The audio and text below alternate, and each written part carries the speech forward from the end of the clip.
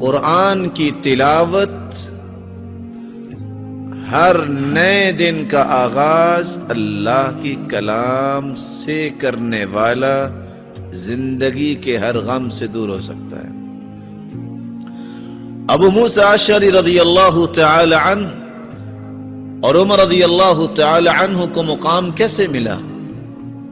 اس بات میں کوئی شک نہیں ہے کہ کائنات میں سب سے اعلیٰ صحابہ کرام میں ابو بکر ہیں رضی اللہ عنہ، لیکن عمر رضی اللہ تعالیٰ عنہ بات کرتے اللہ قرآن بنا کے بھیج دیتے، بیت اللہ میں آئے کہتے ہیں یا رسول اللہ لو اتخذنا ذلك المقام للمصلى، ہم یہاں مقام ابراہیم پہ نماز نہ پڑھ لیں؟ جبریل ہواؤں اور فضاؤں میں تیرتے ہوئے آئے واتخذوا من مقام ابراہیم مصلی، آیت نازل ہوگی کہ یہاں 2 رکعتیں پڑھیں۔ عمر رضی اللہ تعالیٰ عنہ اللہ کے رسول صلی اللہ علیہ وسلم کے پاس آئے، کہتے ہیں یا رسول اللہ صلی اللہ علیہ وسلم دخل علیک البر والفاجر ولو امرت امہات المؤمنین بالحجاب، آپ کے پاس نیک لوگ بھی آتے ہیں، برے لوگ بھی آتے ہیں، آپ مومنوں کی ماؤں کو پردے کا حکم کیوں نہیں دے دیتے؟ ابھی یہ بات مکمل نہیں ہوئی، پردے کی آیات لے کے جبریل امین نازل ہو گیا۔ سبب کیا تھا؟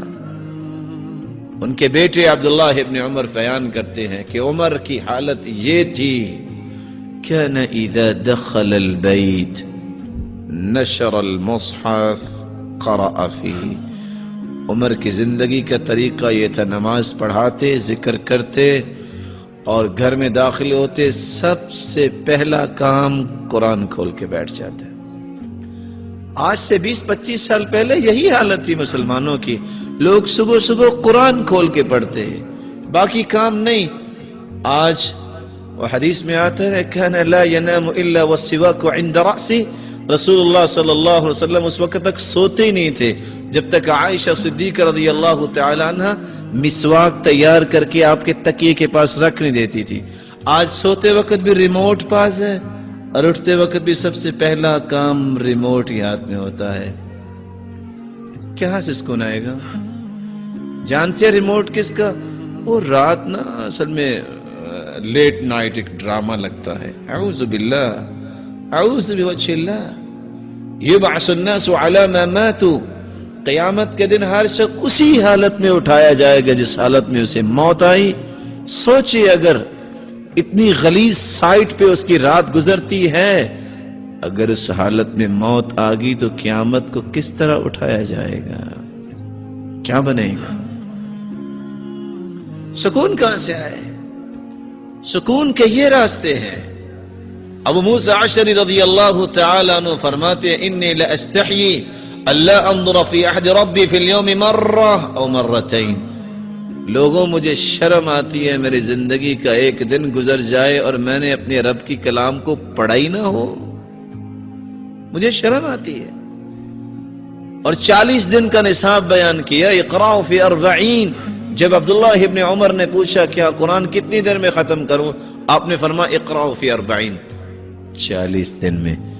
آپ میں سے کون بھائی ہے جو 40 دن میں قرآن ختم کرتا ہے؟ بتائیے۔ آپ میرے محترم ہیں، میں بھی سوچوں آپ بھی سوچیں، ہم کہاں کھڑے ہیں؟ اقرأ فی 30، 1 مہینے میں، کہانی میں اور پڑھنا چاہتا، اقرأ فی 20، فی 10، فی 7، زیادہ سے زیادہ 40 دن میں قرآن ختم کرنے کا آرڈر اللہ کے رسول نے دیا، اور اگر زیادہ پڑھنا ہے تو 7 دن میں اور 3 دن میں ختم کرو، لیکن 3 دن میں جو قرآن ختم کرتا ہے اس نے قرآن کو سمجھا نہیں، یعنی اتنی تیزی سے پڑھا ہے، قرآن کو سمجھ کر پڑھنا چاہیے۔ کون ہے جو 40 دن میں قرآن ختم کرتا ہے؟ یہ روحانی غذا جب تک نہیں ہوگی دنیا کا سکون کہاں سے آئے گا؟ امام احمد بن حنبل رحمۃ اللہ علیہ اور امام شافعی رحمۃ اللہ علیہ استاد شاگرد تھے۔ امام شافعی رحمۃ اللہ علیہ کے پاس کچھ فقہا آئے اور وہ قرآن کھول کے بیٹھے، پڑھ رہے ہیں اور پڑھ رہے ہیں اور پڑھ رہے ہیں، کہتے ہیں ہم بھی آئے ہیں، ہم سے بھی کوئی بات کیجئے۔ کہتے ہیں قد شغلکم الفقہ عن القرآن، تمہیں تو فقہ نے قرآن سے مشغول کر دیا ہے مجھے لگتا ہے، میں تو قرآن کھول کے بسا اوقات عشاء کی نماز پڑھ کے بیٹھتا ہوں، اتنی لذت آتی ہے فما اطبقہ حتی الصباح، صبح کی اذان کا وقت ہو جاتا ہے اور قرآن بند کرنے کو جی نہیں چاہتا۔ یحییٰ بن معاذ سے کسی نے پوچھا آخری سانسوں میں ہو کوئی خواہش؟ کہتے ہیں 2 خواہشیں، اشتہی من الدنیا شیئین بیتا خالیا ومصحفا جید الخط اقرأ فی، 2 ہی خواہشیں ہیں، دنیا سے جا رہا ہوں، خالی گھر مل جائے، قرآن کا نسخہ مل جائے اور میں بیٹھ کے قرآن پڑھتا نظر آؤں۔